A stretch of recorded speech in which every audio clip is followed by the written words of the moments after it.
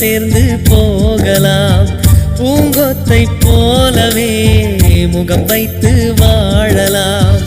நம் சிரிப்பை படம் பிடித்து வாழ்த்து மடல் வழங்கிடலாம். நூற்றாண்டை தாண்டியும் நம் பெயர் நாளை நிலைத்திடலாமே.